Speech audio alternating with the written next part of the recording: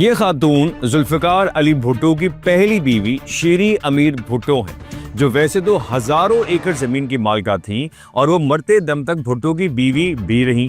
लेकिन ना कभी वो पाकिस्तान की फर्स्ट लेडी कहलाई, ना हमारी मीडिया ने उन्हें कवरेज दी। शीरी अमीर बीवी ने कभी स्कूल की शक्ल ना देखी और सिर्फ घर पर कुरान का नाजरा पढ़ा। शादी के लिए रजामंद करने के लिए भुट्टो को क्रिकेट किट दी गई और वो शादी के दिन भी दोस्तों के साथ खेलने निकल गए। खुर्शीद जुनेजो के किताब के मुताबिक तब भुट्टो की उम्र सिर्फ 14 या 15 साल थी, जबकि दुल्हन 25 की थी। शीरी अमीर अपने कजन जुल्फिकार को प्यार से बाबू कहती थी और वो कहा करती थी कि मैंने कभी सोचा भी ना था कि यही बाबू मेरा शौहर होगा।